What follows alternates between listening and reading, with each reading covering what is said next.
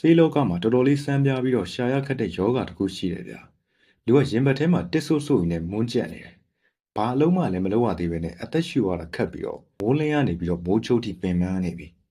ဒီတော့ခန္ဓာကိုယ်ထဲမှာတစ်ခုခုချွတ်ရင်းနေပြီလားဆိုပြီးတော့ပြပြတလဲဆေးရုံဆေးကန်းတွေပြေးကြတာပေါ့ဒါမဲ့ထူးဆန်းတာကဆရာဝန်နဲ့ပြဓာတ်မှန်တွေရိုက်သွေးတွေစစ်လိုက်တော့ခန္ဓာကိုယ်ထဲမှာဘာယောဂမှရှာမတွေ့ဘူးတဲ့အဲ့တော့ဆေးစစ်ချက်တိုင်းကကျန်းမာရလို့ပြောနေပြီမဲ့ခံစားရတဲ့လူကတော့တကယ်ကိုထုံထုံထိုင်းထိုင်းနဲ့အသက်မရှင်ကျင်လောက်အောင်ပဲဖြစ်နေဘာလို့လဲဆိုတော့ခင်ဗျားတို့ကျွန်တော်တို့ခံစားနေရတဲ့နာကျင်မှုအားလုံးကရုပ်ပိုင်းဆိုင်ရာနဲ့တခုမှမဆိုင်လို့ပါဒါကို psychosomatic pain စိတ်ကြောင့်ဖြစ်တဲ့ရုပ်ပိုင်းဆိုင်ရာဝေဒနာလို့ခေါ်တယ်အဲ့တော့စိတ်ထဲမှာခံစားနေရတာမတိစိတ်ကအစင်မပြေမှုတွေကရုပ်ပိုင်းဆိုင်ရာတည်းကိုလာပြီးတော့ပုတ်တိုက်တဲ့ manifestation တွေဖြစ်ကုန်တယ်ဓာတ်ကုတ်တာခံရလို့ရှိရင်ပတ်တီးစီးလို့ရတယ်ဆေးထည့်လို့ရတယ်ဒီမမြင်ရတဲ့ဒဏ်ရာကြတော့ဘယ်ပတ်တီးနဲ့မှလည်းစီးလို့မရပဲအချိန်ကြာလာလေပေးဆက်ရတာကပိုများပြီးတော့ဘဝကြီးတစ်ခုလုံးမှာပျက်စီးသွားတဲ့အထိဖြစ်နိုင်တယ်ဖြစ်ချင်တော့ကျွန်တော်တို့လူသားအများစုကကိုယ်စိတ်အခုလိုဖြစ်နေတာကိုစိတ်တက်ကြနေတာမဟုတ်ဘူးဒီတိုင်းပဲပြင်းလို့နှုံးနေတာပါဆိုတော့စင်ကြီးတွေနဲ့မျက်ကွယ်ပြူရင်းနဲ့စိတ်တန်ရာကပိုပြီးတော့နှက်လာတယ်အထူးသဖြင့်လူမှုစီးပွားဘဝနေကြတဲ့ကျွန်တော်တို့လူမျိုး third world country တွေမှာဆိုလို့ရှိရင်7ဆန်အကျမ်းမာရေးဘယ်လောက်ထိအောင်အရေးကြီးလဲဆိုတဲ့အသိပညာနှိမ့်ပါတယ်ဘာလို့လဲဆိုတော့ရှင်းရှင်းလေးပြထမင်းစားဖို့က depression တက်ပို့ပြီးတော့အရေးကြီးနေလို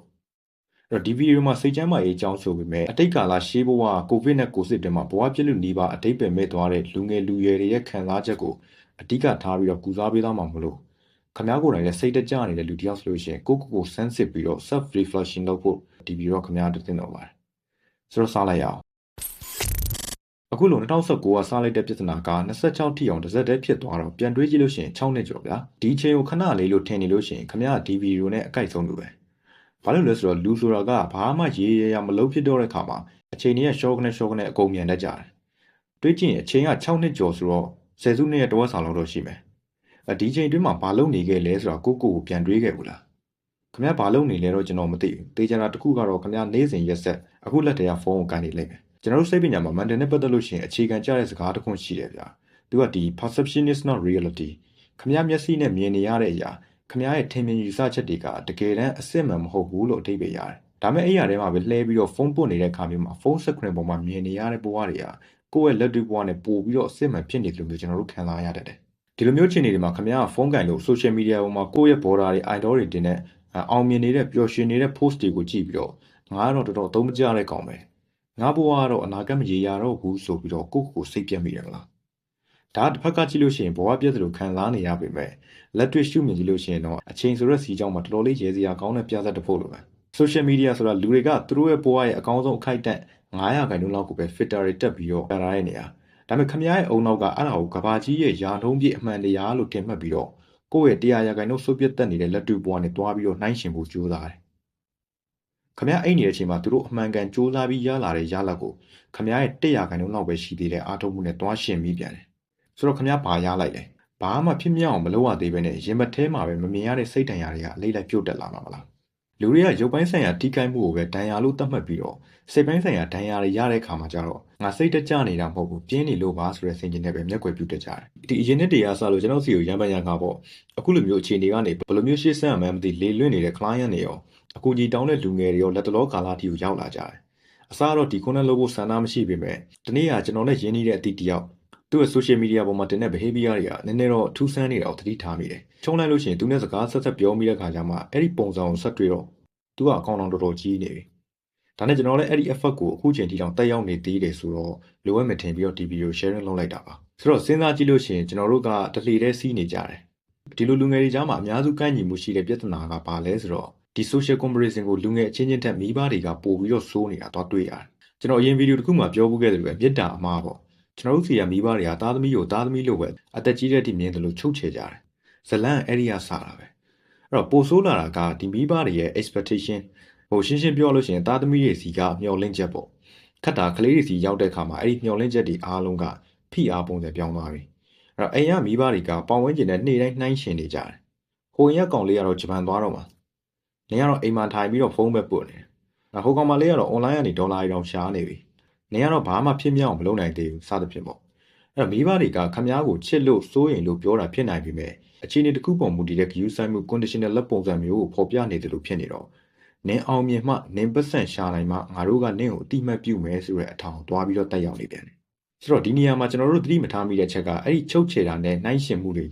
ကလူငယ်တွေကိုပြင်ပကဘာနဲ့ပို့ပြီးတော့ဝေးကွာသွားစေတယ်လူဆိုတာအဲ့ဒီ PR တွေများလာပြီးတော့ကိုယ့်ရဲ့လွတ်လပ်ခွင့်ကိုမှပိတ်ပင်ခံလိုက်ရတဲ့ခါမှာထုံးစံတိုင်းပဲလက်တွေ့ပတ်ဝန်းကျင်ကနေပြီးတော့ထွက်ပြေးဖို့ကြိုးစားကြတယ်ဒါပေမဲ့အပြင်မှာကြပြန်တော့လေကိုဗစ်နဲ့ကိုစစ်နဲ့ပြေးစရာနေရာမရှိဘူးဒါတော့လူငယ်တွေကသူတို့ရဲ့အိယာထဲမှာပဲစောင့်ကြုံပြီးတော့အလုံးကြုံဆုံးလို့ထင်ရတဲ့ digital ကဘာကြီးတွေကိုဟိုးရှိမှပြောခဲ့တဲ့အပိုင်းတွေကိုတိုးဝင်သွားကြပြန်တယ်ဒါကဘာမှမလုပ်ချင်ပဲနဲ့ပြင်းနေတာတတ်မဟုတ်တော့သူကစိတ်တန်ရာကိုအရင်တည်ပြီးတော့လက်တွေ့ဘဝကနေပြီးတော့ထွက်ပြေးတဲ့ပုံစံဘက်ကိုရောက်သွားပြီအဲ့တော့ဖုန်းပုတ်ပြန်တော့ကျွန်တော်တို့ရဲ့အရင်မဖွင့်ဖြိုးသေးတဲ့2010အကျော်ကလို့မဟုတ်ပဲနဲ့2020နောက်ပိုင်းဤပညာပြောင်းလဲမှုတွေရဲ့ကနဦးခင်းနဲ့ပါသွားကြုံရပြန်တယ်ဒါကိုပြောလို့ရှိရင်ကျွန်တော်လည်းအရင်ကအဲ့ဒီတန်တရားထဲမှာပါခဲ့ဘူးတာပေါ့အခုလိုမျိုး AI နဲ့ hybrid လို့ပါလို့လမ်းကြောင်းတွေသင်တန်းတွေရွေးချယ်စရာတွေဗျာ online ပေါ်မှာအများကြီးရှိရလို့ထင်ရတယ် content creator လုပ်မလား digital marketing ပဲလုပ်မလားဒါမှမဟုတ် DP လုပ်တာပါဆိုပြီးတော့သင်တန်းပဲရောင်းစားမလားဘာသာစကားသင်ပြီးတော့ပဲနိုင်ငံခြားထွက်မလားကြိုက်တာရွေးလို့ရတယ်ဒါမဲ့ဒီလိုမျိုးရွေးချယ်စရာတွေများလာတဲ့အခါမှာစိတ်ပိုင်းဆိုင်ရာကဘယ်လိုပြောမလဲကိုမာဝင်နေတဲ့လူပါဇက်တွေကိုမုတ်တွေအတင်းသွားထိုးထဲနေသလိုပေါ့ဒီကောင်တွေကို analysis paralysis လို့ခေါ်တယ်ဒီရွေးချယ်စရာလမ်းကြောင်းတွေအများကြီးရှိတဲ့တဲကမှဘယ်လမ်းကြောင်းကိုရွေးချယ်ရမှန်းလည်းမသိလမ်းမလို့ရှိရင်လည်းငါ့ဘဝကသွားပြီဆိုတဲ့စိုးရင်စိတ်နဲ့နောက်ဆုံးတော့ခုနအိယာတဲ့ကိုပဲပြန်ရောက်သွားတာပဲအဲ့စိတ်ကရှောက်တွေးနေပြီးတော့လူကလည်းဘာမှလိုက်မလုပ်ဖြစ်တော့ဒါနဲ့ပဲတနေကုန်ဖုန်းကိုပုတ်လိုက်သတင်းတွေကိုဖတ်လိုက်ဘ ഹു တုတပေးတဲ့ short video ကိုကြည့်လိုက်နဲ့ကိုတော့အလုပ်အများကြီးလုပ်နေရတယ်လို့ပင်ပန်းနေတကယ်လက်တွေ့ဘဝမှာတော့တခုမှလည်းဖြစ်ထုံမလားခမ ्या အုံနောက်ကတော့အလုပ်လုံးနေပါလေဆိုပြီးတော့အားချိန်မရှိအောင်ပေါက်ပြရတွေရှောက်လို့တကယ်နဲ့လက်တွေ့ဘဝမှာတော့အချိန်တွေပဲပေးဆက်လိုက်ရတာဖတ်တယ်ဆိုတော့ဒီလိုနဲ့ကြာလာတဲ့ခါမှာအပြင်ကဘာကလည်းအဆင်မပြေမိသားစုရှေ့ရောက်လို့ရှင်လည်းအစဲရခံရသေးတယ်လိုင်းပေါ်မှာလည်းတမားတွေအောင်မြင်နေတာကိုမြင်တော့ဘာလို့ငါထူးမှာမဟုတ်တော့ဘူးငါဘဝကတော့ဒီလိုပဲဆိုပြီးတော့အရာရာကိုစိတ်ပြက်လွယ်လက်လျှော့လွယ်ဘဝကိုအတိတ်ပင်မဲ့တဲ့လူပိုကြီးတယောက်လိုဖြတ်သန်းဖို့ပဲဆုံးဖြတ်လိုက်ကြတော့ဒီလိုမျိုးစိတ်တကြစရာအခြေအနေတွေမှာတော့မှခင်ဗျားတို့နေ့စဉ်ရက်ဆက်လုပ်နေတဲ့စောက်ကျင်တစ်ခုကရှိသေးတယ်အခုလုပ်နေတဲ့အရာပဲနေရောညမှာဖုန်းကိုထုတ်ပြီးတော့အတိတ်ပင်မဲ့တဲ့ TikTok လို platform ပေါ်က short video ပဲထိုင်ကြည့်နေတယ်လေဒီလိုမျိုးအုံနောက်ကိုအပေါ်သားစိတ်ပျော်ရွှင်စေတဲ့ dopamine hormone တွေကိုခဏခဏကျွေးလေညအိတ်ခါနီးထိကြည့်နေလေခင်ဗျားရဲ့နောက်နေ့ရောက်တဲ့ချိန်မှာပုံမှန်အလုပ်လုပ်တာပဲဖြစ်ဖြစ်စာဖတ်တာစာကြက်တာတွေလုပ်ဖို့ဒီအုံနောက်ကစိတ်မပါတော့အဲ့တော့ပုတ်တယ်ဖုန်းအားနေလို့ရှိရင်တော့မှလက်ကအလိုလိုရားပြီးတော့ပုတ်ချင်နေတော့အဲ့ဒီရည်ရွယ်ချက်မရှိဘဲနဲ့ပုတ်ချင်နေပြီဆိုလို့ရှိရင်ခင်ဗျားရဲ့ dopamine အရန်ထွက်ပြီးတော့အုံနောက်ပုတ်တဲ့ brain rot စပြီးတော့ဖြစ်ပြီအဲ့တော့မိုးလင်းလဲပုတ်တာကိုကြိုက်တဲ့လူကတော့သိကြတယ်မိုးချုပ်လည်းမလွှဲမသိပုတ်မှာပဲအဲ့တော့ဘာဆက်ဖြစ်လဲဆိုတော့ဖုန်းကထွက်တဲ့အပြာရောင်လင်းနှန်းတွေကလူကိုနေ့နဲ့ညမှားအောင်လုပ်တော့မျက်စိတွေကကြောင်းလာမယ်ညရောက်လို့ရှိရင်အေးရေးဝနေတယ်လို့နဲ့မနက်ရောက်လို့ရှိရင်တေအောင်အိတ်ငိုက်တယ်အဲ့တော့အာယုစူးစိုက်နိုင်စွမ်းနေရလည်းမရှိတော့ဘာလို့အဆင်မပြေဖြစ်ပြီးတော့လူကပါထုံထိုင်းလာလိမ့်မယ်ဆိုတော့ကျွန်တော်တို့ကဘာမှမလုပ်ချင်စိတ်ပြက်လက်ပြက်ဖြစ်နေရကနေအိမ်ကလူတွေနဲ့တွေ့တဲ့အခါမှာအဲ့မှာတစ်ခါထပ်ပြီးတော့စောက်သုံးမကြတဲ့ကောင်စောက်ပြင်းဆိုပြီးတော့ပွဲတစ်ခုကထပ်တိုးသွားပြန်ဒီလိုမျိုးပြောမှများတဲ့အခါကျတော့ခမ ्या ရဲ့မသိစိတ်ကအဲ့ဒီပေါင်ဝင်းကျင်ကစကလုံးတွေကိုအမှန်တရားဆိုပြီးတော့လက်ခံရင်းနဲ့အပြင်ထွက်ပြီးတော့အလုပ်တစ်ခုခုလုပ်ဖို့နေနေတာဗျာလူတော်တိုးဖို့ပါကြောက်လာလိမ့်မယ်အဲ့တော့လူကြားထဲသွားပြီးတော့ပြန်လာရှင်ဘက်ထရီပြတ်နေတဲ့ဖုန်းလိုမျိုးခဏလေးနဲ့တရက်တာမှန်တဲ့ energy ထိုးကျသွားလိမ့်မယ်ဒါအောင်လာပြီးတော့ introvert ဖြစ်တယ်ဆိုတာနဲ့ရောချလို့မရအောင်ခမ ्या စိတ်ရောဂါဝင်လူနေပါဖြစ်နေတာဆိုတော့ကိုလေးမမြင်နိုင်တဲ့နှလုံးသားတွေကဒဏ်ရာတွေကနေဘလို့ရုံထွက်ကြမလဲဆိုတဲ့အပိုင်းပုံမှန်တိုင်းဆိုလို့ရှိရင်တော့လူတစ်ယောက်နဲ့တစ်ယောက်ကပြဿနာကိုအခြေခံပြီးတော့လိုအပ်တဲ့ကိုချင်းမျိုးကမတူညီနိုင်ဒါပေမဲ့လူများစုကိုပြန်ဆန်းစစ်ပြီးတော့ကုစားနိုင်တဲ့ပုံစံတချို့ကိုတော့မျှဝေပေးပါမယ်စသချင်းပြောလို့ရှိရင်ဗျာလူများစုက sense code fallacy ဆိုတဲ့နှမျောချင်းထောင်ချောက်ထဲမှာပဲပိတ်မိနေတာများတယ်ငါဗင်းငစစ်အတွင်းမှာအချိန်6နှစ်လောက်အလဟတ်သက်ကုန်သွားပြီငါနဲ့တက်တူရွယ်တူတွေကြတော့ရှေ့ကိုရောက်နေပြီအခုချိန်မှာပြန်စားလို့ရှိရင်မမီတော့ပါဘူးကွာဆိုတဲ့စိတ်ဝင်လာနိုင်တယ်ဒါဘာနဲ့တူလဲဆိုတော့ခမ ्या ကြီးစားခမ ्या ကိုထားသွားတာနှစ်ပေါက်နေပြီအဲ့ဒါကိုတန်းတားနေတယ်လို့ပဲအတိတ်ကဆုံးရှုံးသွားတဲ့အခြေအနေကိုနှမျောလို့လက်ရှိပစ္စုပန်နဲ့အနာဂတ်ကိုပါထပ်ပြီးတော့အရှုံးပေးလိုက်တဲ့ပုံစံဖြစ်သွားလိမ့်မယ်အဲ့တော့ကိုလူအကြောင်းအရာတစ်ခုကိုပြောင်းလဲနိုင်တယ်ဆိုလို့ရှိရင်လိုက်ပြီးတော့မခံစားနဲ့အချိန်တန်လို့ရှိရင်သူ့ဟာသူပြီးသွားလိမ့်မယ်အဲ့တော့အတိတ်တစ်ခုကိုမပြောင်းလဲနိုင်ဘူးမလားပို့ပြီးတော့ကောင်းတယ်မပြောင်းလဲနိုင်ဘူးဆိုလို့ရှိရင်ခံစားရမလို့လက်ခံလိုက်လက်ခံဖို့ခုတကစိတ်ကျမ်းမာရေးမှာ counseling ယူလို့ရှိရင်အခြေခံအနေနဲ့မပါမဖြစ် radical acceptance အရှိကိုအရှိတိုင်းကိုမညာဘဲနဲ့လက်ခံခြင်းပေါ့ဟုတ်တယ်ငါဘွားအစီအစဉ်တွေပြက်ပြီးတော့6နှစ်လောက်တမရတဲ့နောက်ကျနေပြီဒါလက်ရှိအမှန်တရားပဲဆိုတော့ခင်ဗျားကိုဝန်ခံရမယ်ကျွန်တော်တို့အားလုံးကအကျင့်ပြက်နေတဲ့အဆင့်ကိုလက်ခံနိုင်သွားပြီဆိုလို့ရှိရင် comfort zone ကနေပြီးတော့ပြန်ထွက်ပြီးအလေးချင်းကောင်းနေနဲ့တိဆောက်ဖို့ကိုဖြုံးခဲ့တဲ့အချိန်တွေနဲ့ညီမျှတဲ့ရုပ်ရောစိတ်ရောနာကျင်မှုတွေတော့ပြန်ပေးဆက်နိုင်ဖို့လိုအပ်တယ်အဲ့တော့ထုံးစံတိုင်းပဲရှေ့ဗီဒီယိုတွေမှာလိုမျိုးကုစားပေးတဲ့ healing point ကိုလူမျိုးမျိုးစိတ်ထွေဖြစ်တာရဲ့နောက်ပြီးတော့ပေးဆက်မှုရှိမှအမှန်တကယ်ကျင့်သုံးနိုင်မယ်ဆိုတဲ့ညွှန်ကိန်းအရအလုံးစုံတော့လွှတ်ချလို့မရဘူး အဲ့တော့ဒီဖြစ်စဉ်ကိုခင်ဗျားတို့သာသတိမမူပဲနဲ့အမှုမဲ့နေတာကြာလာလို့ရှိရင်စိတ်ကျန်းမာရေးတတ်မှတ်ဆန် DSM-5 ပြည့်မီရဲ့စိတ်ယောဂအဆင့်ကိုလုံးဝရောက်သွားနိုင်တယ်ဆိုတော့ကိုစိတ်ယောဂဘက်ကိုရောက်မရောက်တိုက်ကြည့်ဖို့အတွက်အခြေခံယောဂတွေအနေနဲ့ကျွန်တော်ပထမဆုံးရေးထားတာက MDD ပေါ့ Major Depression Disorder ကျွန်တော်တို့ကြားဘူးနေကြ depression ဝင်နေဆိုတဲ့အဆင့်ကနေပြီးတော့တရက်နှစ်ရက်ကနေလနဲ့ချီပြီးတော့ဘာလို့မပြောရှင်တော့တာမျိုးဖြစ်နိုင်တယ်လို့နောက်တစ်ခုကကလေးငယ်တွေထိပါဖြစ်များပြီးတော့ကျွန်တော်တို့ကြားဘူးနေကြ ADHD ဒီ attention deficit ပေါ့သူကရှေ့မှာပြောခဲ့တဲ့ dopamine hormone စနစ်ချွတ်ယင်းချက်ကနေပြီးတော့မှအလုပ်ပဲဖြစ်ဖြစ်စာတစ်ခုခုကိုမိနစ်ပိုင်းတော့မှအာရုံမစိုက်နိုင်ခဏမငြိမ်ဖြစ်တဲ့ပုံစံပေါ့ကျွန်တော်ဆုံးအနေနဲ့ရေးထားတာကတော့နည်းနည်းလေးကြီးတယ်ဘိုင်းပိုလာအုပ်စုတွေပါသူကခုနောက်ပိုင်းဆယ်ကျော်တက်တဲ့လူငယ်တွေမှာအဖြစ်များလာတယ်လို့ရှေ့ကနှစ်ခုထက်လည်းပို့ပြီးတော့ပြင်းတဲ့ဘက်ကိုရောက်တယ်ဥပမာပေးရလို့ရှိရင်ကားတစ်စီးကိုလီဗာကိုနင်းချပြီးတော့တော်ကြ brake ကိုအဆုံးထိဖမ်းချလိုက်တယ်လို့ပေါ့